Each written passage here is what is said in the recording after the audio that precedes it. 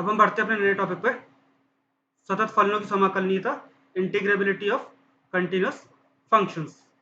ये हमारी theorem number 12। Statement ये कहता है कि every continuous function is Riemann integrable. प्रत्येक सतत फलन रीमान समाकलनीय होता है। Every continuous function is Riemann integrable. ठीक है, तो आपके इसमें दो पार्ट हैं। पहला तो आपको जो फंक्शन दिया हुआ है, जो फलन दिया हुआ है वो कंटिन्यूअस है, सतत है। और जो कंटिन्यूअस है तो आपको ये प्रूफ करना है कि ये जो कंटिन्यूअस फंक्शन है ये रीमान के सेंस में इंटीग्रेबल होगा।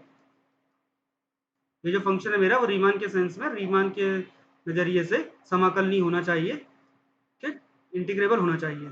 तो आपको कंटिन्यूटी की डेफिनेशन याद आनी चाहिए। पहले तो कंटिन्यूटी में क्या था कि हम मान लेते हैं, चलो एक फंक्शन एफ है, एफ एक्स, ये कंटिन्यूअस फंक्शन है, सतत फलन है, जो कि हम इंटरवल ले लेते हैं, चलो ए से लेके बी तक, इसके बीच में। ठीक है, रीमान के लिए आपको क्लोज इंटरवल लेना पड़ेगा, तो हमने क्लोज इंटरवल ले लिया ए टू बी, इसके बीच में ये फंक्शन मेरा कंटिन्यूअस है, ठीक है, सतत है। अब कंटिन्यूअस है जब, तो कंटिन्यूटी डेफिनेशन क्या कहती है कि हर एक पॉइंट पर, यानी कि एफ एक्स और एफ वाई, कोई भी दो पॉइंट ले लो एक्स और वाई है, जो आप इन ए बी के बीच में लोगे, प्रत्येक पॉइंट पर, एवरी पॉइंट पर, ठीक है, इनका जो डिफरेंस होगा वो लेस देन क्या होगा, हम एप्सिलॉन लिखते थे ना, यहाँ एप्सिलॉन नहीं, हम ले रहे हैं ईटा।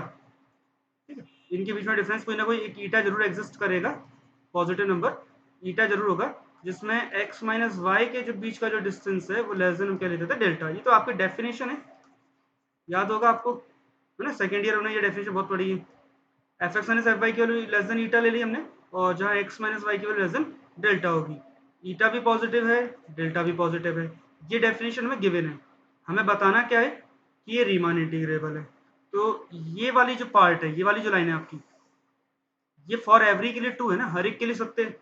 तो अगर आप एफ एक्स का सुप्रीमम लेते हैं और एफ वाई का इन्फीमम लेते हैं, और तब भी आप जो डिफरेंस निकालेंगे तब भी सेम कंडीशन बनेगी, उसमें कोई नहीं बदलाव होगा भाई। जो तो सही, तो सबके लिए ट्रू है तो इसके लिए कंडीशन के भी ट्रू हो जाएगी।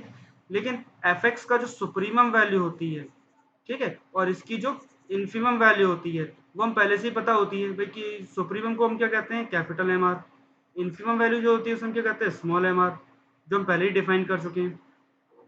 ठीक है, तो जैसे आप ये वैल्यू पुट करोगे तो आपको क्या मिल जाएगा, capital M R minus small M R less than eta. अब ये तो ऑब्वियस बात है कि भाई ये एम आर हमेशा छोटा ही होता है और कैपिटल एम आर हमेशा बड़ा होता है। तो इस वाले के कंडीशन से ये तो हमेशा पॉजिटिव नंबर मिलेगा ना मुझे हमेशा, यानी कि M R minus small M R less than eta ही रहने वाला है।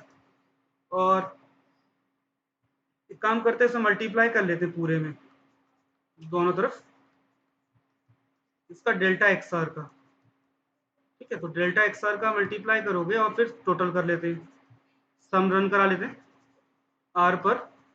जैसे हम सम को रन कराएंगे आर के ऊपर, तो ईटा तो कांस्टेंट है, वो बाहर आ जाएगा यहाँ पे, तो डेल्टा एक्स आर अपना ये रह जाएगा।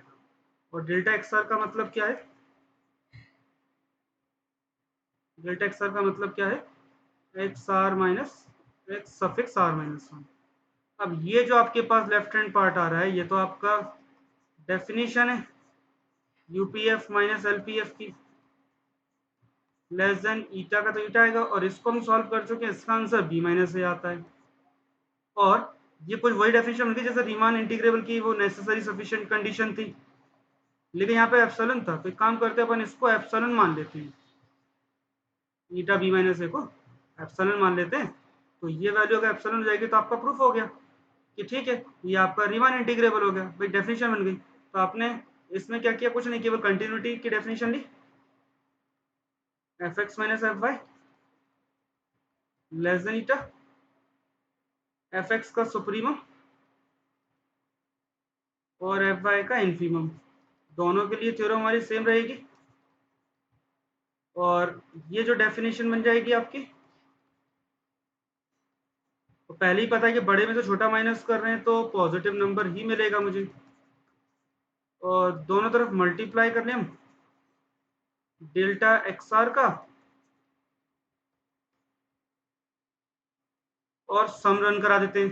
तो जैसे सम रन कराओगे आर की वैल्यू पे, तो ये बन जाएगा तुम्हारे पास लेफ्ट हैंड वाला साइड एलपीएफ माइनस हो जाएगा UPF, LPF UPF minus LPF, और ये वाला जो पार्ट है वो आपको हो जाएगा ईटा बी माइनस से, और इस पूरे को एप्सिलॉन मान लो तो आपकी डेफिनेशन बन जाएगी, और आपका जो फंक्शन एफ है वो आर इंटीग्रेबल की सेंस हो जाएगा, तो ये रीमान इंटीग्रेबल बन जाएगा।